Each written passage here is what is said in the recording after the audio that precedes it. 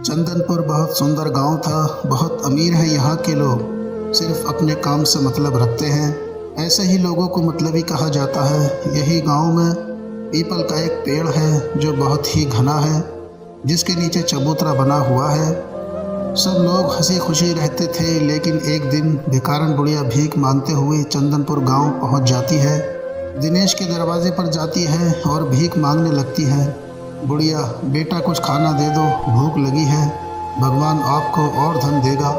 दिनेश, सुबह सुबह भीख कौन मांगता है, जाओ आगे, अभी मैं काम पर जा रहा हूँ। बाहर की आवाज़ सुनकर अंदर से विनीता बाहर आई। विनीता, रुको, मैं इनके लिए कुछ खाना लाई हूँ। बुढ़िया, भगवान तुम्हारा भला करे। बुढ़िया खाना लेकर चली जाती है। दिनेश, क्या ज़रूरत थी खाना देने की, पैसे की बर्बाद करती हो। सब लोग हमसे ज़्यादा और अमीर होते जा रहे हैं और तुम पैसे उड़ा रही हो।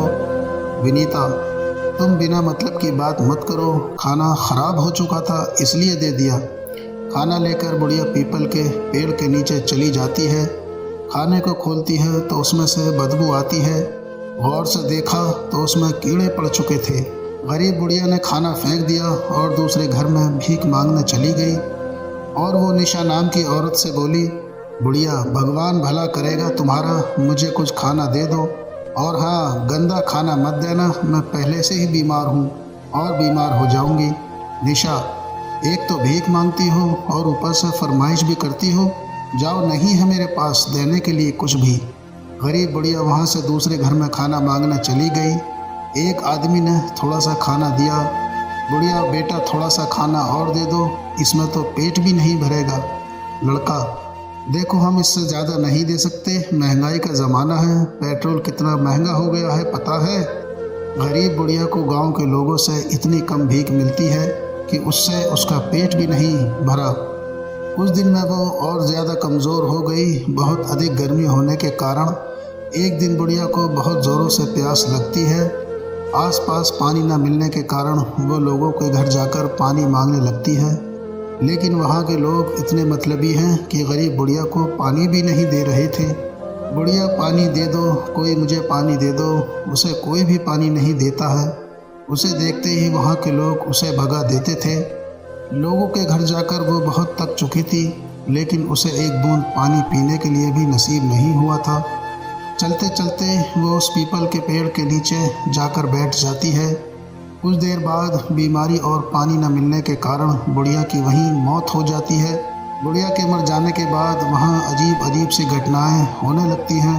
जब रात को सब लोग सो रहे होते हैं तो आधी रात को एक औरत के रोने की आवाज़ सुनाई देती है। ये आवाज़ इतनी तेज़ होती है कि पूरे गांव को सुनाई देती है। रोने की आवाज़ के साथ साथ चीखने चिल्लाने की भी आवाज़ आने लगती है, जिससे लोग और भी ज़्यादा डरने लगते हैं। चंदनपुर के लोगों ने एक मीटिंग बुलाई। सब लोग उसी पीपल के पेड़ के नीचे इकट्ठे होते हैं। उसमें से एक आदमी बोलता है, गांव वालों, ये हो क्या रहा है गांव में? रोज़ रात को एक औरत की रोने की और चिल्लाने की आवाज़ सुनाई देती है। तभी एक औरत बोलती है, इसका क्या उपाय है? मेरे बच्चे बहुत डर रहे हैं। तभी एक दूसरा आदमी बोलता है, सभी लोग रात को अपने अपने घरों में हनुमान चालीसा चलाओ, इसके बाद आवाज़ आनी बंद हो जाएगी। लेकिन एक दिन दिनेश उस पीपल के पेड़ के नीचे से जा रहा था। उसकी कार ख़राब हो गई। पीपल के पेड़ के नीचे से जो गुजरता तो उसकी तबीयत ख़राब हो जाती थी और उसे तेज़ बुखार हो जाता था। कभी हंसने की आवाज़ें तो कभी रोने की आवाज़ तो कभी किसी की बात करने की आवाज़ आती है। ये सारी बातें लोगों के डर को अंदर से और ज़्यादा बढ़ाती जा रही थी। एक दिन अचानक पीपल के पेड़ के पास में रहने वाला एक व्यक्ति कुछ दिनों से लापता हो जाता है। सुबह उस व्यक्ति का मृत शरीर पीपल के पेड़ के नीचे पड़ा हुआ मिलता है। इस बात ने गांव वालों को और भी ज़्यादा डरा दिया था। विनीता, कोई भी शाम होने के बाद घर के बाहर नहीं निकलेगा। गांव के सब लोग अपने घर के दरवाजे को बंद रखते हैं ताकि गायब ना हो जाए। दिनेश, और उस पीपल के पेड़ के नीचे तो भूल कर भी मत जाना, भूत रहता है उस पेड़ पर, कुछ भी हो सकता है। तभी विनीता और दिनेश के बच्चे बोलते हैं, ठीक है, हम लोग कहीं नहीं जाएंगे। बच्चे चादर ओढ़कर सो जाते हैं। पूरे गांव के लोग बहुत डरे हुए हैं। कोई भी घर के बाहर नहीं निकलता है। पूरे गांव में मानो मातम सा पसरा हुआ है। दिनेश और गांव के कुछ लोग एक साधु के पास जाते हैं और उस साधु से पूछते हैं, हम लोग एक बुढ़िया को भीख नहीं देने के कारण परेशान हैं, वो भूख और बीमारी से मर गई। साधु, ये सब जो भी हो रहा है उसमें तुम सब गांव वालों की गलती है। तुमने एक बीमार और गरीब बुढ़िया को अपने लालच और निर्दयता के चलते मार डाला। तुम लोग उसे 2-4 रोटी भी नहीं दे सके, जिसके कारण उस गरीब बुढ़िया की जान चली गई और अब वो अपना बदला ले रही है। गांव वाले डर जाते हैं और साधु से पूछते हैं, क्या इसका कोई इलाज नहीं है साधु जी? साधु, हवन पूजा का इंतज़ाम करना होगा, तब शायद कुछ हो सकता है। सभी गांव वाले बोलते हैं, ठीक है, हम सब तैयार हैं। हवन पूजन शुरू हुआ। साधु के मंत्र उच्चार से चुड़ैल प्रकट हुई। चुड़ैल, साधु, तुम क्यों इस मामले में पड़ रहे हो? तुम अपने रास्ते चले जाओ, वरना तुम्हें भी मौत मिलेगी। साधु, देखो, इंसान से गलती हो जाती है। तुम बताओ, तुम क्या चाहती हो? तुम्हारे नाम का एक मंदिर बनवा देते हैं, लोगों को परेशान करना छोड़ दो। चुड़ैल हंसते हुए बोलती है, जिंदे पर तो कुत्ते से भी ज़्यादा बुरा हाल किया और अब देवी देवताओं की बराबरी दे रहे हो। मैं उस लायक नहीं हूँ, मैं चुड़ैल हूँ। साधु, कुछ तो उपाय होगा जिससे कि तुम गांव वालों को छोड़ दो। चुड़ैल, एक उपाय है, इन सब पापियों को गांव छोड़कर जाना होगा, वरना सब मारे जाएंगे। और साधु, तुम भी चले जाओ, क्योंकि गुनाहगारों के साथ बेगुनाह भी मारे जाते हैं।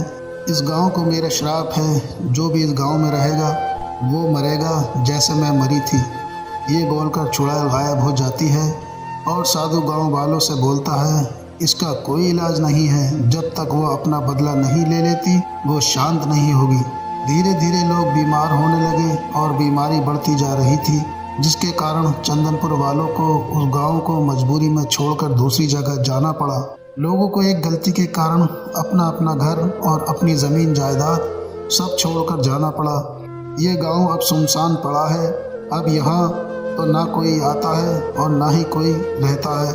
इसलिए हमें कभी भी घमंड और निर्दयता से हमें किसी का अनादर नहीं करना चाहिए। तो दोस्तों, ये थी आज की हमारी कहानी। आपको कैसी लगी कमेंट करके ज़रूर बताएं। वीडियो को लाइक कर दीजिए और इसी तरह की कहानी लगातार देखने और सुनने के लिए चैनल को सब्सक्राइब करें। घंटी को दबाकर ऑल पर सेट कर लीजिए ताकि आने वाली वीडियो का नोटिफिकेशन आपके पास तुरंत पहुंचे। मिलते हैं आपसे अगली वीडियो में, तब तक के लिए धन्यवाद।